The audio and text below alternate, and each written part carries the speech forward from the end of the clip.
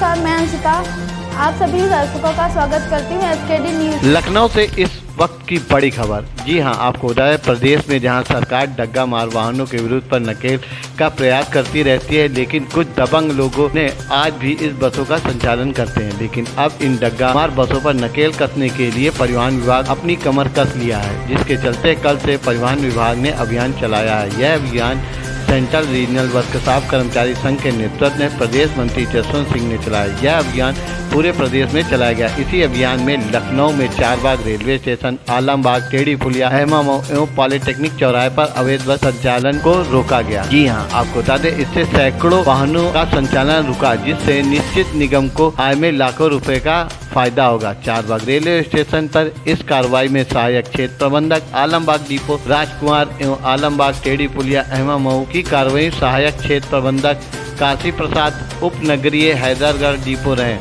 आज कर्मचारियों में बहुत उत्साह था, जो होना चाहिए। संगठन की तरफ से सुनील कुमार प्रांतीय कोषाध्यक्ष, नीरज चतुर्वेदी क्षेत्रीय मंत्री, चंद्रशेखर शुक्ला प्रांतीय सदस्य, मीसम जयदीप प्रांतीय सदस्य, संतोष सिंह, चंद्र प्रताप सिंह, अमरेश तिवारी और बहुत सारे कर्मचारी ने सहयोग किया। आइए देखते हैं हमारे संवाददाता की एक विशेष रिपोर्ट।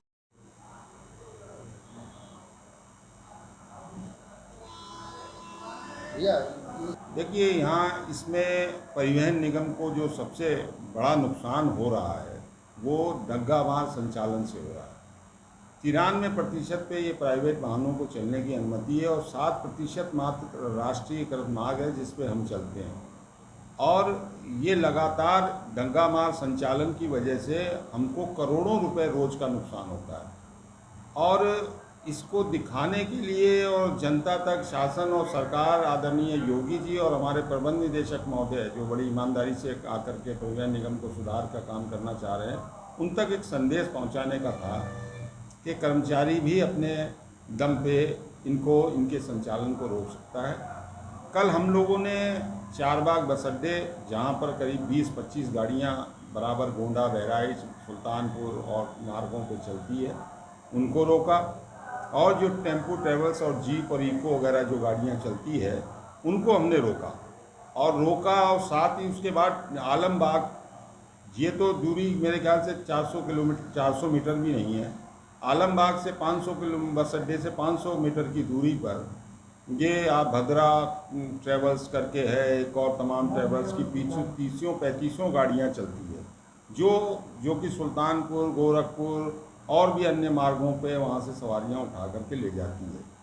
उसके बाद हमने अहिमामऊ और पॉलीटेक्निक पे भी किया। पॉलीटेक्निक पे कुछ गाड़ियाँ हमारी ट्रांसफ़र कर दी गई है कि चौराहे से होकर के नहीं जाएगी और साइड से चली जाएगी।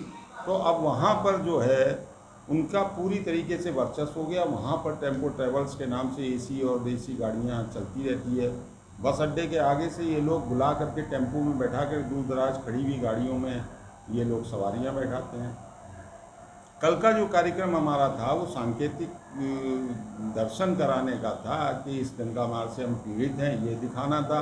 साथ ही साथ इससे हमारी आय प्रभावित होती है, उसको मुझे दिखाना चाहिए। अभी अंदर जो आय हमारी आती थी उससे करीब 15 से 20 लाख रुपए आय बढ़ी है। अब अंदाज़ा आप लगा लीजिए कि अगर हमारे परिवहन निगम के 20 क्षेत्र हैं और 20 लाख रुपया अगर एक क्षेत्र में फ़ायदा हो रहा है तो कम से कम नहीं तो 2 से 3 करोड़ रुपया ये पर और नुकसान पहुंचा रहे हैं। लेकिन अगर ये कंप्लीट बंद हो जाए तो ये 5 करोड़ से कम की आय हमारी बढ़ जाएगी।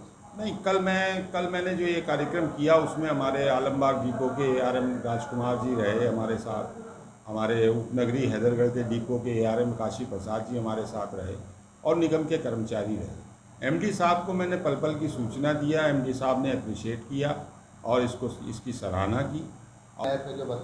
नहीं, आज मैंने देखिए ये सांकेतिक सूचना भी दी है और आपके चैनल के माध्यम से आपको धन्यवाद देते हुए ये बात को पहुंचाएंगे, आपकी बात ऊपर तक जाएगी, सरकार तक का मैं बताना चाहता हूं।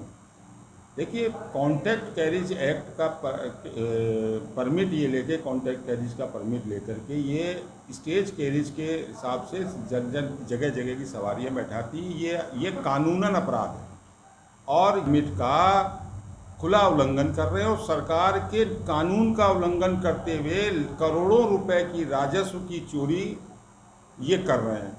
तो ये बात मैंने पहले भी कहा, और इसके अंदर कॉन्ट्रैक्ट कैरिज के परमिट में नियम और शर्तों के अंतर्गत ये आता है कि कॉन्ट्रैक्ट कैरिज पे चलने वाली बस का अगर 2 बार चालान या सीज की कार्रवाई होती है तो उसका रजिस्ट्रेशन निरस्त करते हुए उसको, लेकिन ऐसा नहीं हो रहा है। मैं प्रमुख सचिव परिवहन और शासन और सम्माननीय योगी जी, जिनसे बड़ी उम्मीद है, पूरे प्रदेश के अंदर डंका बोल रहा, पूरे देश के अंदर डंका बोल रहा है मोदी जी के सुशासन का, लेकिन ये जो दंगा मार संचालन अवैध ये लोग हैं, इन पर मुझे लग रहा है कि अंकुश नहीं लग पा रहा है।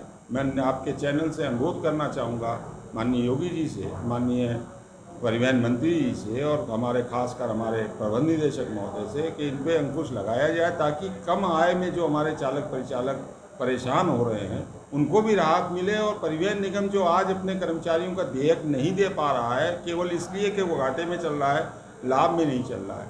यहाँ एक बात मैं आपके चैनल के माध्यम से और कहना चाहूँगा कि ये जो 93% पे जो रोडवेज की बसों की संख्या से 5 गुना ज़्यादा बसें रजिस्टर्ड है उत्तर प्रदेश में, उन बसों से जो पैसेंजर टैक्स लिया जाता है उनसे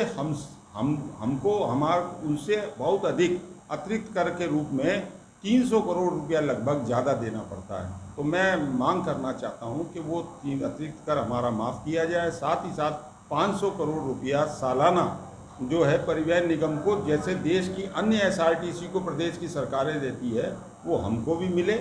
और इस मुहिम में अगर हमको साथ दे दे सरकार और ये दंगा मार बंद हो जाए, मैं निश्चित तौर पर कहता हूँ कि परिवहन निगम की सेवाएं और बेहतर हो जाएगी, और परिवहन निगम किराया कम करने में भी विचार करके किराया भी कम कर सकता है। लेते हैं आज के समाचार से विदा, मिलते हैं फिर एक नई न्यूज़ के साथ, तब तक के लिए नमस्कार।